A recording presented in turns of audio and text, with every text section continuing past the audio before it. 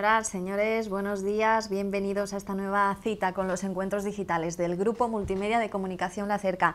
En este viernes en el que parece que después de la tempestad ha venido la calma, al menos en lo que al tiempo se refiere, porque vaya la que nos cayó anoche. Vamos a preguntarle a nuestro invitado dónde le pilló la tormenta, los rayos, el granizo, de todo, que algún daño que otro han dejado, seguro que ya están al tanto en la ciudad de Albacete. Fue mucha el agua que cayó sobre la ciudad a última hora de la noche y hay que hablar evidentemente de una noticia de esas características que a todos nos pilló, no muy por sorpresa porque se avecinaba tormenta, pero fue impresionante. Nosotros vamos a abrir un nuevo espacio a la información, a la actualidad. Vamos a hablar de los primeros resultados que está habiendo tras los nuevos cambios de gobierno que se produjeron en las elecciones y sobre todo, especialmente de economía, tras esas directrices que tanto el Fondo Monetario Internacional y el Banco de España pues han dado a nuestro país para acometer, principalmente en los próximos meses, si queremos seguir mejorando, tal y como apuntan. De todo ello vamos a conversar con Camilo Abietar, el presidente nacional de la Federación de Organizaciones de Profesionales Autónomos y Emprendedores. Buen día y bienvenido. Muy buenos días. Tras la tempestad viene la calma. Sí, tras la tempestad, porque anoche nos pegó un susto importante. Yo personalmente hasta las 12 de la noche estuve recogiendo agua porque en la terraza, en el ático, en mi casa, el pedrisco nos hizo así un destrozo tremendo, e incluso con unos vecinos estuvimos allí que también se les inundó la vivienda y tuvimos que estar quitando el granizo del tejado, de las canaleras, para que pudiese salir el agua, porque se estaba filtrando por las paredes y les ha causado un daño importante. Camilo, esto a la larga es un problema porque acaba perjudicando muchos pequeños negocios, tema de agricultura, hay daños que son incontrolables, pero que también pueden perjudicar mucho. En la agricultura sobre todo, yo también tengo algo de agricultura, tengo unas olivas y las olivas se han llevado toda la flor, es decir, este año la cosecha en nuestra zona va a ser nula, totalmente. Y claro, y la cosecha, los que no han segado todavía, pues eso es un daño importante. ¿Qué es lo que pasa? Lo malo que tienen las nubes en este tiempo, que lo que hacen es un destrozo por donde pasa, no solamente ya material, sino también incluso humano, porque hay que lamentar la pérdida de una vida ayer en Madrid, de una chica con 28 años, arrastrada por el agua y la colisionó contra un muro y falleció, perdió la vida. Es decir, que no solamente ya son daños materiales, que al fin y al cabo, pues oye, lo que se puede arreglar con dinero, pues vale, pero las vidas es lo que más importa. También en lo político, tras la tempestad que estamos teniendo, confiamos en que vendrá la calma. Ha sido convulso todo lo que ha ocurrido después de un 24 de mayo atípico en las urnas. No sé cómo lo ve usted. Pero era de esperar. Sí, era de esperar, pero aún así... Era de esperar, y es más, yo recuerdo en la última entrevista que me hicisteis aquí en esta casa, donde ya anunciamos y no me varié casi nada.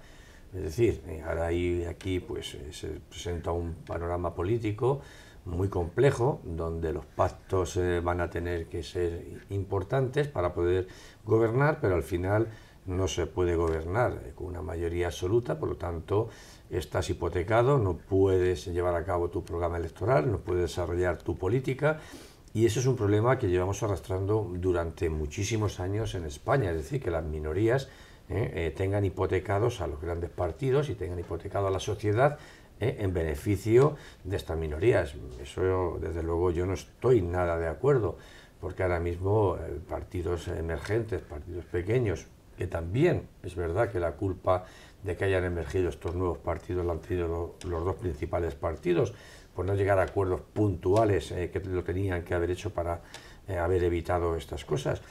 Pero el panorama que se presenta es un panorama complejo, donde en muchas comunidades autónomas van a ser gobiernos de coalición que a lo mejor van a ser ingobernables, y con ello pues nos llevará a convocar elecciones anticipadas, y el panorama a nivel nacional se presenta igual.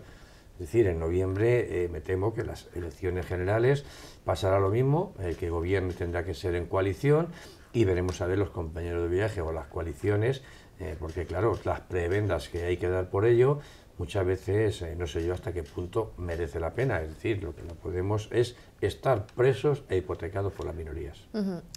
¿Usted cree que la gente ha querido precisamente a través de sus votos quitar, erradicar del panorama nacional las mayorías absolutas? Pues de esta forma, además, la ciudadanía es lo que ha votado, ¿no? Lo que ha votado, pero la mayoría no ha querido, en este caso, que se hagan gobiernos de coalición. La mayoría de la ciudadanía quiere que un partido que les represente y que les gobierne, pero que les gobierne y les represente defendiendo los intereses de la ciudadanía, no los intereses de los propios políticos, porque aquí lo único que estamos viendo en los últimos tiempos es que aquí lo único que interesa son los intereses de los partidos, los intereses de los políticos, y no pasa nada, y verdaderamente quien los pone es la ciudadanía, para que trabajen por la ciudadanía, no para ellos.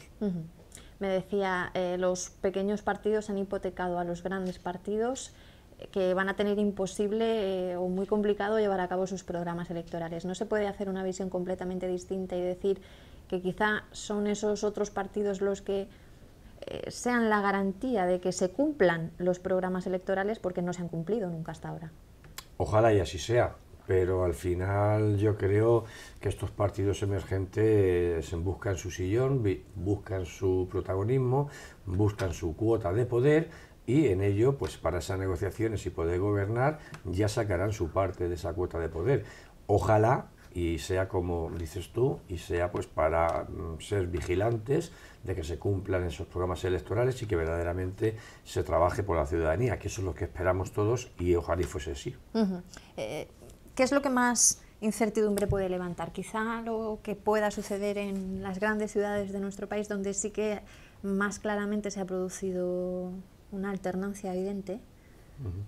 Vamos a ver, yo creo, porque además los ciudadanos en estos mandatos largos, porque al final cuando se hace todo por rodillo, es decir, la mayoría es absoluta, todo por rodillo, y efectivamente no cumplen con ese programa electoral. ¿Por qué? Porque el papel lo aguanta todo, ¿no? Es muy fácil hacer un programa electoral con 40.000 propuestas y que luego solamente se cumplan 10. Es decir, yo creo que en eso hay que ser más cautos, menos papel, menos propuestas, menos promesas, pero las que se lleven en el programa electoral, que sean para cumplir y verdaderamente se puedan llevar a cabo y que sean viables. En Castilla-La Mancha, ¿cómo aventura el panorama? Decía, se pueden dar coaliciones que hagan ingobernable un territorio y que incluso hagan necesario que se adelanten las elecciones. ¿Cree que esto puede acabar sucediendo aquí si finalmente, como parece muy previsible, Podemos brinda su apoyo a Emiliano García Paje de cara a la investidura, que no a la gobernabilidad de los próximos 4 años? Efectivamente, lo que comentaba antes, se va a dar un panorama en el que sí, a lo mejor se puede apoyar la investidura para que Emiliano García Paje sea presidente de la comunidad autónoma, pero luego a la hora de elaborar los presupuestos, de aprobar los presupuestos y todo sea ingobernable, y eso tenga que conducir a unas elecciones anticipadas, que es lo que antes comentaba. Veremos a ver cómo, pero a mí de verdad me asusta. Me asustan estos pactos. Me asustan estos pactos por la gente que los promueve. En el caso de Albacete, ¿cómo ve el panorama? Mañana sábado se va a esclarecer ya todo, pero parece evidente que el Partido Popular va a seguir gobernando el ayuntamiento con Javier Cuenca a la cabeza, y que en este caso Ciudadanos, que es el partido en el que estaban todas las dudas de cara a quién pudiese tener finalmente el gobierno, pues parece que se va a abstener, y así, por ser la lista más votada, Javier Cuenca pues será el primer edil de la ciudad de Albacete. ¿Esto puede ser ventajoso o contradictorio si finalmente, como también todo apunta, el gobierno regional y el gobierno provincial en la Diputación cambian de color y el de Albacete queda con el mismo? Es perjudicial para la ciudad de Albacete, puesto que la Diputación y la Junta probablemente estén gobernadas por el Partido Socialista y el Ayuntamiento por el Partido Popular, al igual que ha sido perjudicial en esta etapa pasada, donde la Diputación y Junta ha sido del Partido Popular y han habido ayuntamientos del Partido Socialista, pues donde han tenido un castigo, digamos, entre comillas. Entonces, es perjudicial para la ciudad de Albacete, por supuesto que es perjudicial. ¿Está de acuerdo con el presidente del Gobierno en que al Partido Popular lo que le han fallado ha sido la comunicación? Ahora ha anunciado que iba a haber cambios. Ayer a última hora decía que no tantos, que se van a seguir haciendo las mismas políticas y que todo va a ser igual, pero que habrá alguna pincelada. ¿Ha fallado eso, la comunicación? Pero bueno, aparte de fallar la comunicación, yo le achaco más que ha fallado el compromiso. Pero no era pues, solamente este presidente, sino de presidentes anteriores, que es lo que decía antes, que los programas electorales están para cumplirlos. Y el Partido Popular en este sentido, aparte de la comunicación, pues se ha fallado en mucho, sobre todo en nuestro sector, donde ha habido un acoso y derribo hacia el autónomo, donde ha habido unos impuestos elevadísimos, donde ha habido una subida de IVA, donde aquí los principales problemas que tiene el colectivo del autónomo seguimos sin atajarlos, es decir, pues ahora lo que no se puede hacer es querer en 4 meses recuperar lo que no se ha hecho en 4 años.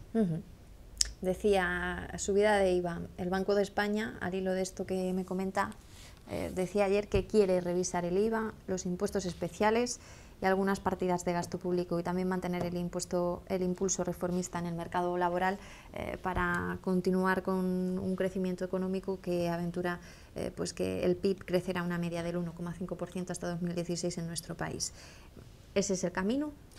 Vamos a ver, eso va encauzado también con el informe o con la recomendación del Fondo Monetario Internacional, ¿no?, donde incluso sigue insistiendo en que el IVA en España hay que subirlo, que hay que acometer reformas laborales, donde hay que acometer reformas fiscales, pero yo digo una cosa, es muy bonito que los técnicos del Fondo Monetario Internacional pues hagan sus informes, porque ellos lo que hacen es que evalúan los países cuáles son sus fortalezas, sus debilidades económicas, y a partir de ahí ellos emiten un informe que luego posteriormente eso se lo pasan al Consejo del Fondo Monetario Internacional y posteriormente emiten ese informe y lo publican íntegro, pero claro, dependiendo también porque ellos se entrevistan con empresarios, con políticos, pero dependiendo también de las opiniones que dan con las personas que se entrevistan, así puede variar esos informes.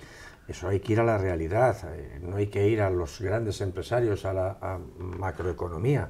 España es un país de microeconomía y es donde se tienen que centrar. La macroeconomía va muy bien, ¿de acuerdo? Va muy bien, siempre ha ido bien la macroeconomía. Ellos nunca han tenido crisis. Quien verdaderamente ha padecido... Va mejor incluso que antes, ¿no? Claro, va mejor porque a río revuelto ganancia de pescadores. Entonces, quien verdaderamente están aguantando estas crisis y están tirando para adelante y les cuesta pues el negocio y su patrimonio, es la microempresa, son los autónomos, que el 90% en nuestro país de las empresas son autónomos y microempresarios. Es decir, yo creo que hay que hacer un análisis real, un análisis fehaciente, pero a pie de calle, no en las altas esferas. Por tanto, esas medidas de plano rechazadas, al menos a nivel de lo que autónomos y pequeña empresa se refieren. No, yo por supuesto, nosotros mientras que no se hable de la microeconomía y de la microempresa y del autónomo, a mí esos datos, la verdad que para nada me valen, porque eso lo único que hace es maquillar la situación actual de las empresas en España. Hablan de incrementar el copago sanitario, introducir también algún tipo de ayuda a través de la educación, de una nueva reforma laboral o de menos poder en la negociación colectiva. ¿Esto qué supondría para los ciudadanos, que a fin de cuentas son los que han de consumir y activar pues ese intercambio de riqueza? Todo lo que sea subir impuestos, gravar el consumo y todo, al final repercute en la economía de todas las familias, ¿no? Yo creo que hay que facilitar para que el consumo se empiece a reactivar, y una vez que el consumo se empiece a reactivar a unos niveles normales, pues la economía, esto es una cadena, es un círculo, un engranaje, irá rodando y poco a poco pues la economía se irá moviendo y activando.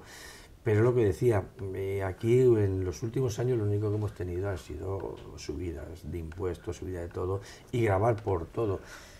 En la negociación colectiva, sí, pero también digo yo una cosa desde nuestra posición.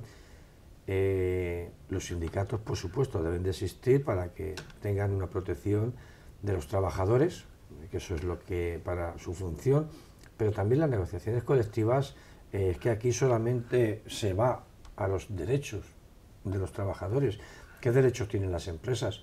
Porque ahora mismo, por ejemplo, en el despido, que un empresario, cuando despida a un trabajador tenga que pagarle una indemnización, y cuando el trabajador se va voluntariamente, así que ha aprendido un oficio en esa empresa, que esa empresa ha costeado todo el aprendizaje y toda la formación de esa persona hasta que se ha hecho un profesional, y se marcha y deja al empresario sin esa persona que le desarrolla un trabajo, ¿con quién le indemniza al empresario esa pérdida? Es decir, aquí es que estamos solamente tirando para un lado, pero las negociaciones tienen que cambiar aquí en España, porque ahora mismo el tema de indemnizaciones, España es uno de los países que tiene las indemnizaciones y el despido más caro, porque hay países donde no tienen despido, es decir, un trabajador por su parte o por la parte de la empresa decide rescindir su contrato y ya está, ni el empleado tiene que pagar nada ni el empresario, pero aquí solamente es el empresario siempre el que paga. ¿Qué le parecen los datos de paro del mes de mayo? ¿Eran los mejores que se conocían del quinto mes del año en toda la serie histórica? Había pues buenas expectativas ya en días previos a que apareciesen, y finalmente así se confirmó. Estacional o no, porque es un tiempo propicio para el incremento de las contrataciones. Algunos hablan de que la calidad de los empleos pues no es la que debería ser, pero ¿cómo lo valora usted? Hombre, todo lo que sea creación de empleo siempre hay que aplaudir, ¿no? Y bienvenido. Otra cosa es si analizamos qué empleo es el que se está creando, ¿no? Porque ahora mismo vemos que las personas que van al desempleo precisamente son personas, la mayoría de nacionalidad española, personas que están capacitados y saben desarrollar esas actividades, pero sin embargo, por los costes de las empresas, esas personas son las que van al paro, y se está contratando mucha mano de obra extranjera, que es mucho más barata, y eso pues perjudica la calidad del empleo y la calidad del trabajo en nuestro país. De cara a esa cita próxima con las urnas a nivel general, me decía usted, puede que la tónica se mantenga y que al final pues tenga que ser un gobierno también de coalición el que esté al frente del país. ¿Qué importancia pueden tener todos estos pactos que se están haciendo ahora para que de cara a esa otra cita que probablemente, y así parece ser, será en torno a noviembre, pues se decante de un sentido o del otro, se vuelvan a refortalecer de alguna manera los partidos tradicionales, o por el contrario estos nuevos emergentes copen también un protagonismo a nivel estatal? No, lo van a copar seguro, lo van a copar sí o sí, porque ahora mismo la situación nos lo está demandando, ¿no? Y lo estamos viendo. Es decir, en noviembre puede ser que tengamos otra vez el mismo panorama que ahora mismo se está produciendo en muchas comunidades autónomas. Va a tener que ser un gobierno de coalición sí o sí, porque no va a tener ni mayoría absoluta, ni tanto el Partido Popular, el PSOE no lo sabemos, pero el Partido Popular va para abajo, va en caída libre, entonces el Partido Popular no va a revalidar esa mayoría absoluta, y al final me temo que tenga que ser un gobierno de coalición, si verdaderamente quieren gobernar, pero es lo que decía, a ver qué prebendas hay que pagar por ello. Y a nivel de expectativas empresariales en este sentido, de apuesta por vuestro colectivo que es tan importante en nuestro país, ¿qué miedos pueden suscitar este tipo de situación a nivel central? Vamos a ver, los miedos aquí, el único miedo es el no poder llevar adelante tu negocio, no poder hacer frente a los pagos que tengas que hacer a final de mes. Ese es el único miedo, porque estamos acostumbrados, y el autónomo es una persona que se adapta a los problemas rápidamente, porque es un colectivo que son supervivientes natos y se tienen que adaptar a las necesidades, pero lo que sí digo es que al final los 4 principales problemas que llevamos 25 años demandando todavía siguen latentes y siguen ahí.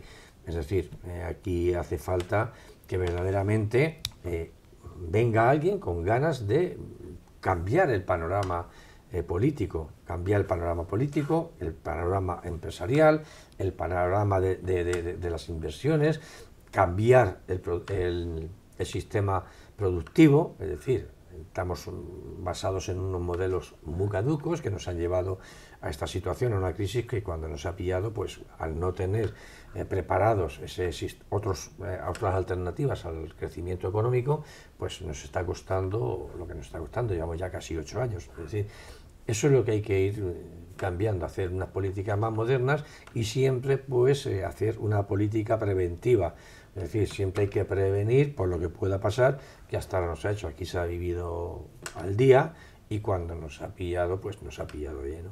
Y en cambio en el modelo productivo, ¿hasta qué punto es urgente acometerlo y es posible acometerlo? Es urgente y es posible, claro que es posible, simplemente es el querer.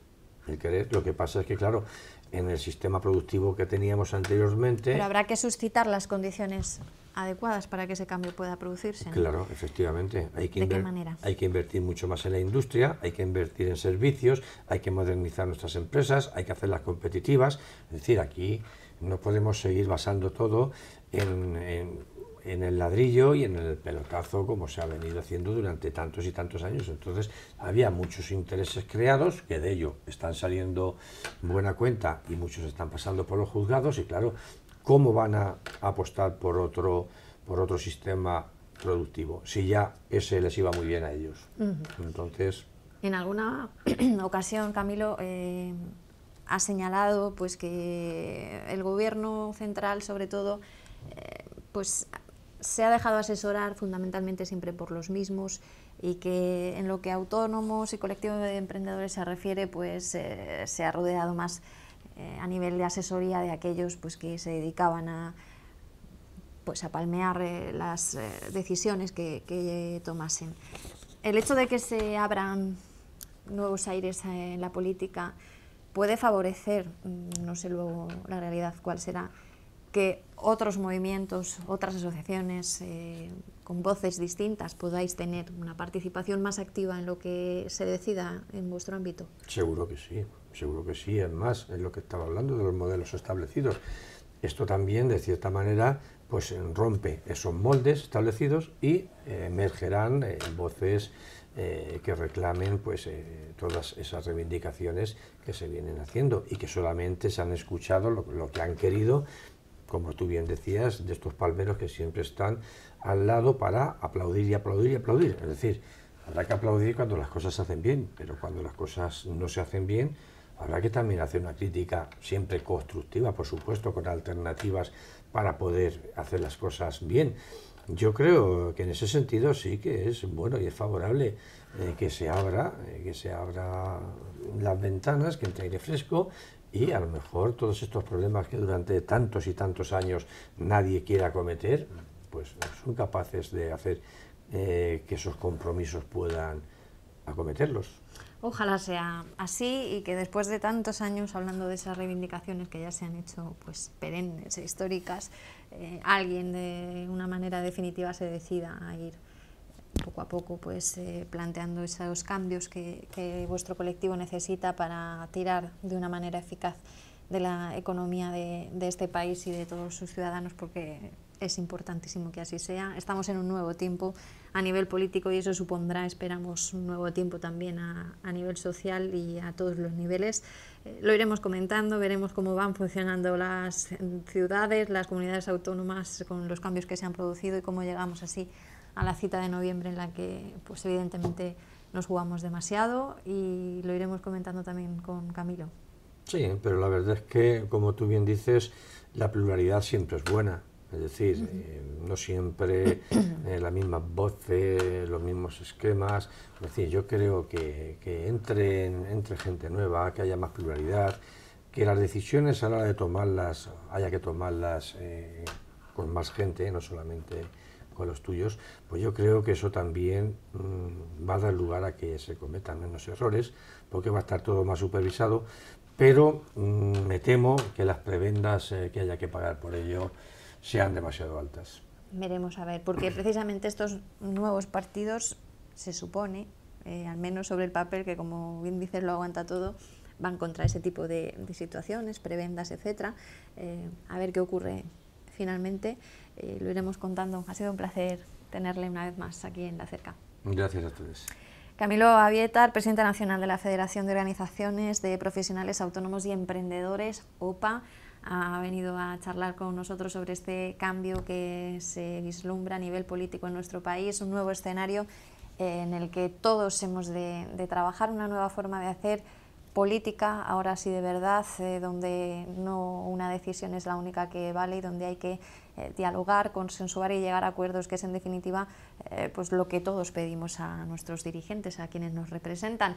Veremos si son capaces de llevarlo a cabo. Mañana es un día importante a ese nivel, en el ámbito de los ayuntamientos. Hay que ir viendo cómo empieza a funcionar este nuevo sistema, entre comillas. Se lo iremos contando, como no, desde aquí, desde la cerca.